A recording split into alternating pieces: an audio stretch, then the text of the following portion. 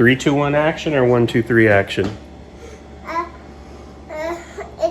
think it's 5, 4, 3, 2, 1 action. Okay, let's do it. 5, 4, 3, 2, 1 action.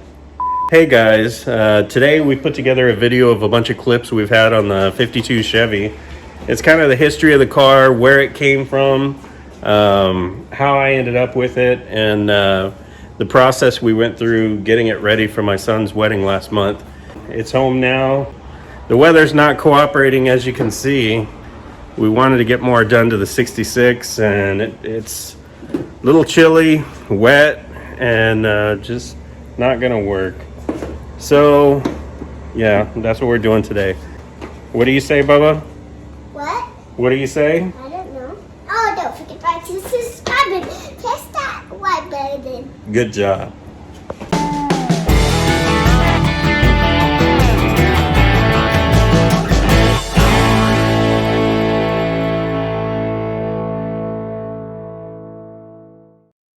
Brilliantly new Chevrolet line for 1952 brings enrichment in design, subtle harmonies in color, meticulous perfection of detail, faultlessly combined to offer a rainbow range of personalized selection in Chevrolet's fine car tradition.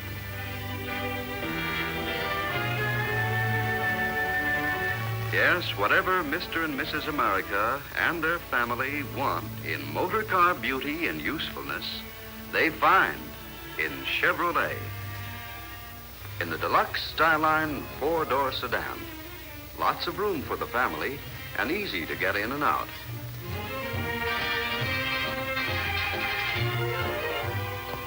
This car was originally owned by my great-grandfather in El Paso. So if you've watched my El Paso house restoration video, that's where this car came from.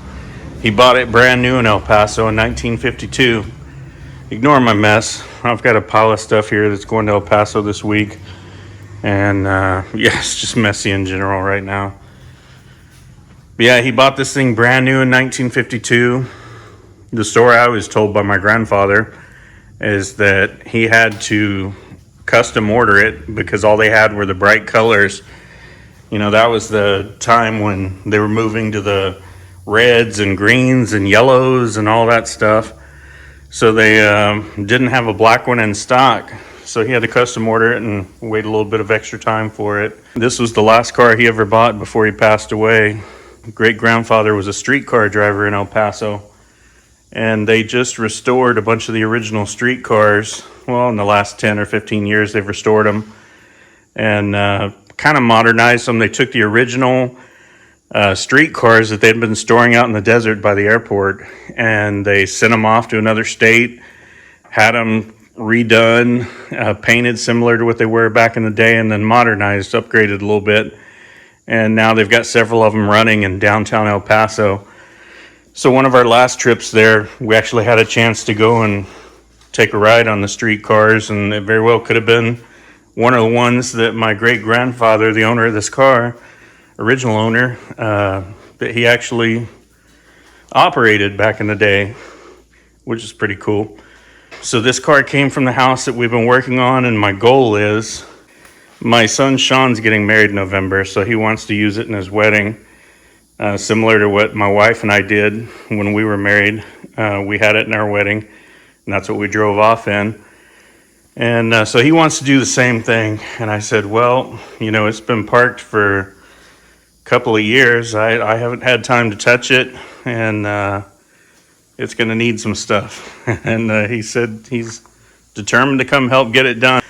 We're going to go through and just completely detail it and drop the fuel, put fresh fuel in it, make sure all that the fuel system's cleaned out, and just really go through and make it look nice as best as we can. And he had helped work on this car too when he was younger.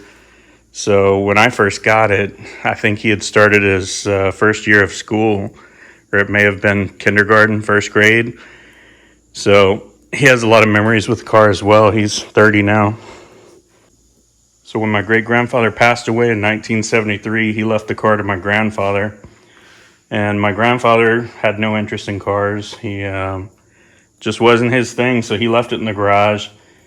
A couple of times he'd go change the oil on it and take it out to gas it up, and that was about it. Otherwise, it stayed in the garage and it was just covered in dirt. And when I got there in the mid-90s and he gave it to me, we had to literally dig out the garage door to get that door to open because it had been so long since he had been in there. There's just grass, dead grass growing up around it, and it was covered in dirt.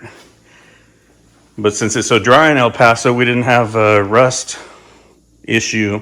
We've had more of a problem with that over here in Austin, and then this area, Canyon Lake, with some of the surface rust and just the paint starting to thin out from all the polishing and stuff over the years. Every dent that's on this car, and there's only a couple, I can tell you what the story is behind it. All the stuff that's been done to it over the years, we've tried to keep it as original as possible. The white wall tires, that was something we did. It's the same size, 7.10-15, 3/4 inch. Well, it didn't have the 3/4 inch white wall. When I got it, it was just a black wall.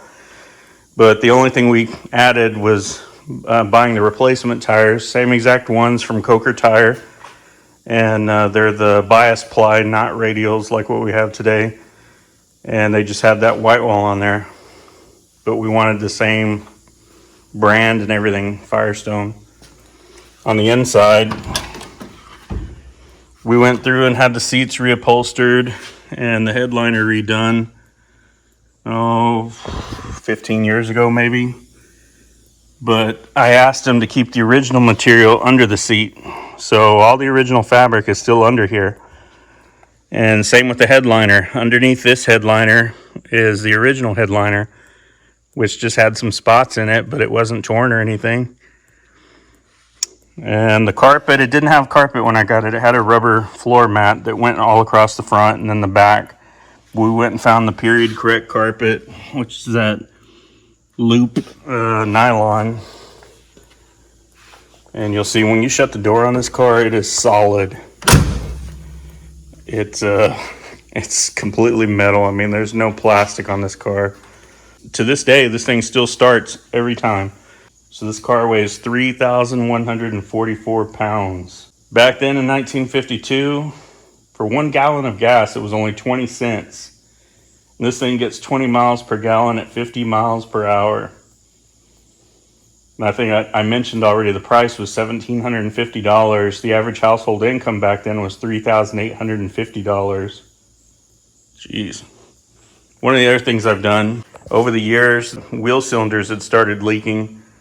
So I ended up, once I rebuilt all the brake system, I went and took the original wheels off, put them away. They're actually up there on the shelf with the original tires.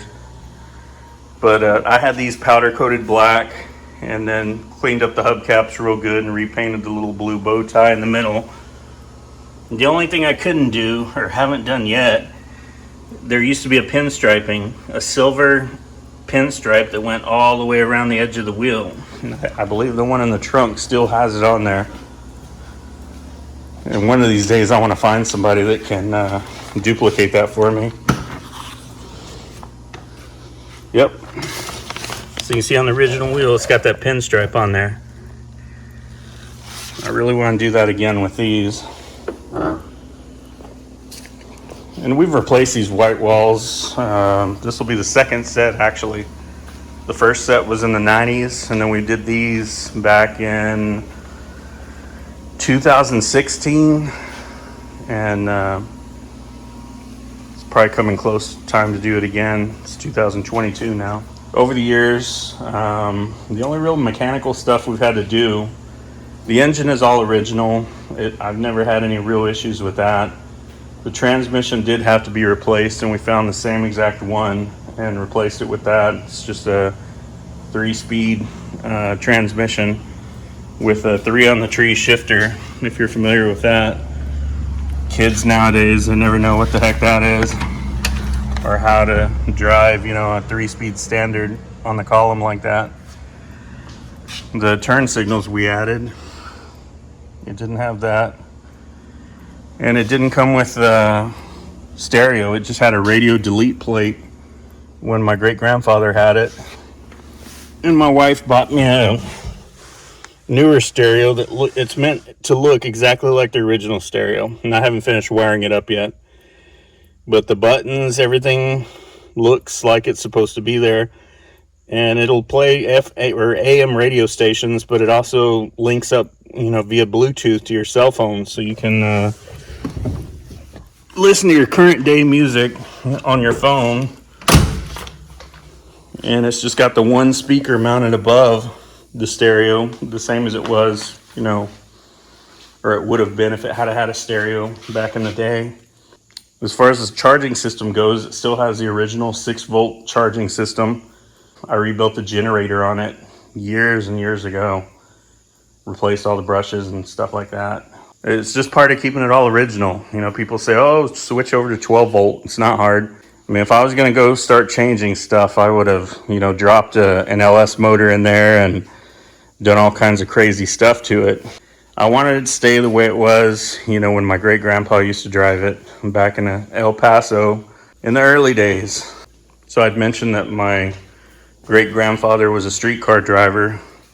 My grandpa was a captain for the sheriff's office for the motorcycle division.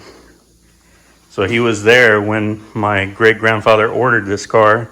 So he's the one that tells me all the stories. Unfortunately, he's passed away now too.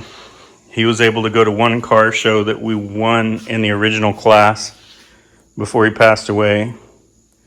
So he got to see it back on the road and being used again after sitting in the garage all those years. And that was really cool. Like I said, he had no interest in cars, and the only reason I knew about it was because he had brought up selling this old 52 Chevy to a car collector back in our hometown. And at the time, gosh, I was early 20s. And so I started, Googling, or I don't even know if we had Google yet, but I started researching what these cars look like. I thought, wow, that sounds really cool. And he made it out to be a piece of junk. He said, oh, it's not going to start. It's probably falling apart out there and rusted out in the garage. And I was blown away when we saw it sitting there. Every one of the tires held air when we aired it up. And we didn't even try to start it. We just used a come along to put it up on the trailer. Got it home, started draining all the fluids and cleaning everything out, replacing some gaskets beforehand, new battery, all that. It was a good 2 weeks before I even tried to start it for the first time. And the thing fired right up. I mean, it was like it had never been parked. It's crazy. It'll still do that today after being parked for 2 years. I guarantee you if I were to get in there now, it'd fire up. I just don't want that old gas going through the system. So a fun fact about this car. Years ago, I had an offer from, I think he was a college guy that was making some kind of short film. He needed an old car to be in the film. So he asked what I would charge to let him borrow the car. And I said, well, I won't charge anything for it. Just give me a copy of the film when you're done so I can play it for my grandpa. And he did. The film was called Jimson. Weirdest film I've ever watched. And I'll include the parts that the car was used in the film. And if you watch it all the way to the end, you're going to be wondering what the heck is this about. I never figured out exactly what it was about, and I saw the whole film. But anyway, I let them use it. And the irony in the film is, the very last scene, they're at a gas pump filling it up. Well, when I went to pick the car up from them after they'd used it, there was no gas in it, and I didn't bother to check it. And I ran out of gas on the way home, picking it up.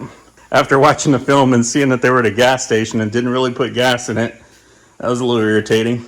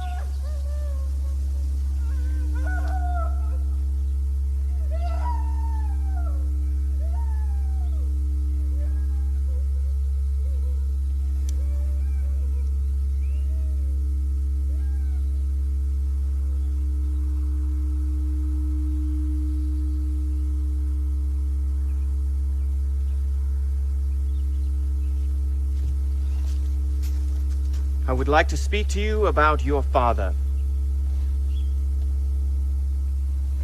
Apologize for my sister. The daughters of man were made to be wicked.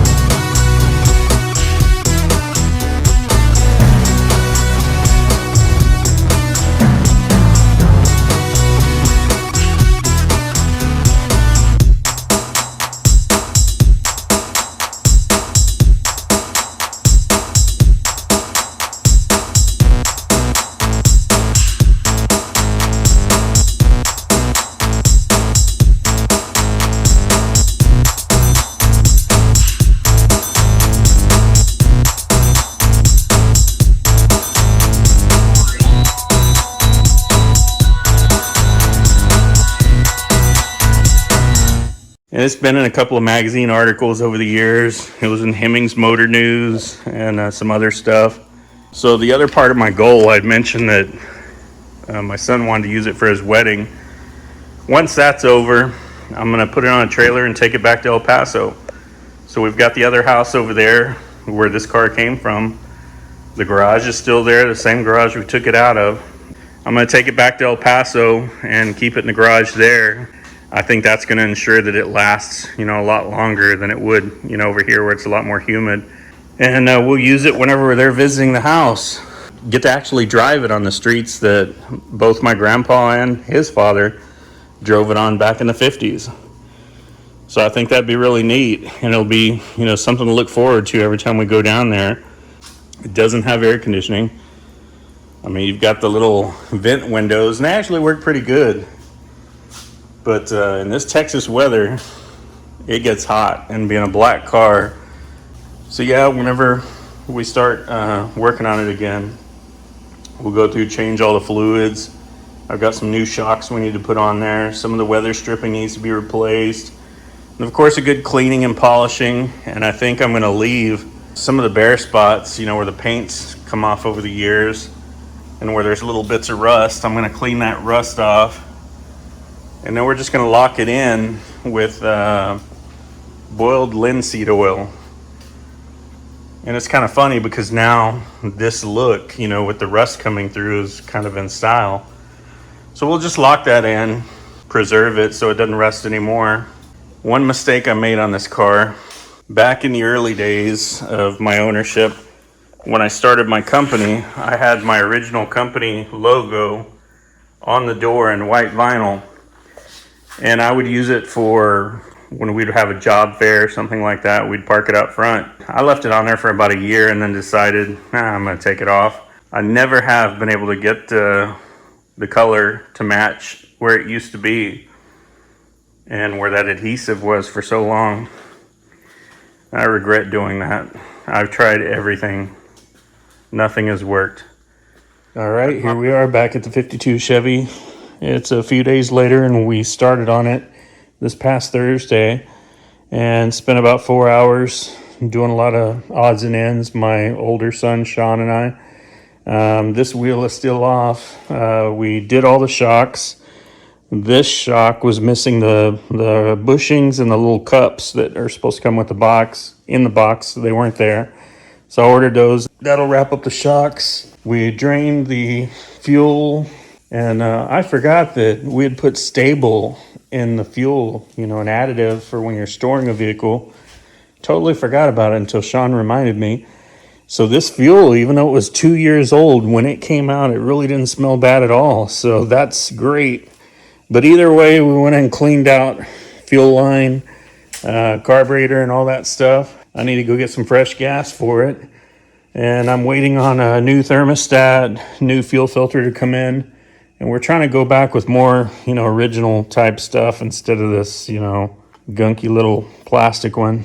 Put new hoses and stuff, trying to go back with period correct hose clamps and fasteners and whatnot.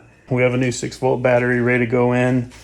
This one actually held a charge, which is surprising. They don't typically last long. It's a Duralast, but they're hard to come by these days. We'll use that one as long as we can for finishing up the stereo system and miscellaneous things like that. And then put the brand new one in the end. Coming along, and I'm ready to start washing and polishing and, get this thing shiny again. 4 hours that we spent working on it, we recorded. So I'll just play that and speed it up so you don't have to watch the whole boring thing. Here she is.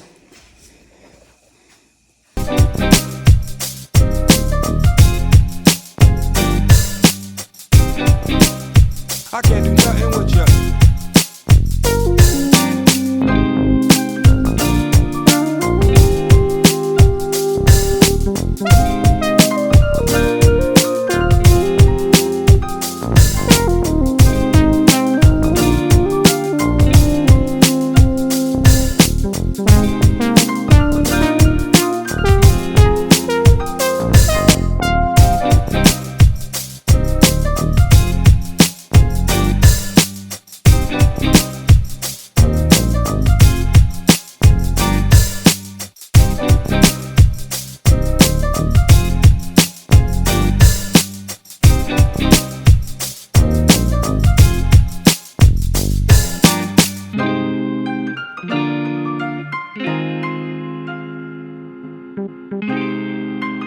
I can't do nothing with you.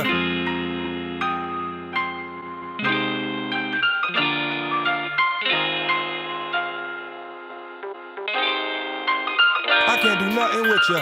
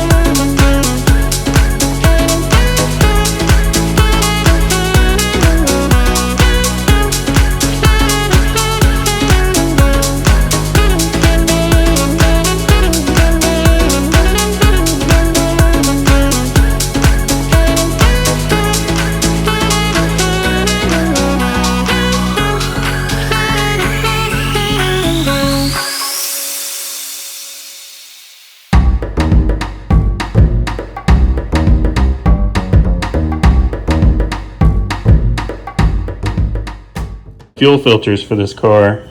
This is what the car would have come with new in 1952. It'd be a glass bowl filter that you can see through. I'll give you a better look. It'd mount like that with the glass bowl on the bottom. You just twist that little star down there and it'll drop the bowl, so you can change that element or clean it out. So these are really cool, except for the fact that over time the seal up here, and it doesn't take that long, the seal deteriorates and this thing will start spewing gasoline all over the motor. If you look where it's placed, it goes right here where this Wix filter is. Right below that is the exhaust manifold. So that's the worst place to have gas spewing all over the place. So at some point, either my grandfather or great grandfather must have swapped out and they had a Fram type filter in there. And I've decided to go with this Wix one. It's not see-through, so you don't see the gas flowing through there, but it looks, you know, more original to the car than your traditional Fram filters like this one. This would be the Fram version. And the problem with this is basically the same thing. This thing gets hot over time and plastic breaks down. You start to get leaks. This will deform, start to push down, and you can get a leak here. Same thing on the bottom. And same end result. You have gasoline spewing all over the place with these junk things. So I stay away from Fram products altogether. I used to think they were a good brand, but they've gotten a bad reputation over the years, so I only go with the Wix. The Wix one for this car is 33032, and it's not much more than the Fram one. So I got this on Amazon. One of the other things I'm going to do is change out the thermostat. This car, the factory repair manual, calls for a 160 degree thermostat. And this one had 180 in there. And I'm not sure if I was just given the wrong one last time or what. Right now it doesn't have any thermostat. The last time I moved it here a couple of years ago, it got stuck closed, and despite countless efforts of trying, nothing would open it up. So I just had to take it out and drive it like that to get it home without heating up. This time around, I'm going to go with this fail-safe, and supposedly they'll stick in the open position, and you won't get stuck on the side of the road, at least. People don't think about these cars. They were made in 1952 when gasoline was leaded. So as time went on, you had regular and unleaded, regular being the leaded gas, and then over time, just unleaded. So with these engines, you've got to add a lead substitute, and I'll get into that a little more, why that's essential for these motors. Same thing with the oil. The oil had zinc in it, and current day oil does not have the zinc in it. You can buy like a Lucas brand that already has zinc in it, or you can use any oil and just buy this additive and mix it up real good and then put that in there. As far as the spark plugs on this car, I've got the original factory shop manual, and that's specifically for 1952. Well, actually, no, it's 49 to 52, so it covers this body style all the way up until they had the one-piece windshield in 53. The original spark plugs called for a 46-5, and that was an AC plug. Well, they don't make that anymore. So then they moved over. Now it was called R45, an AC Delco plug. That's what it's had in it for the past 10 years or so. Now, when I ordered them, it's R43S. And I know it gets kind of confusing, all these numbers and letters, but this is what it calls for nowadays, and that's what I'm going to put in there. I order a lot of the parts for this car through a website called Chevs of the 40s, and they cover a lot of old 40s and 50s cars.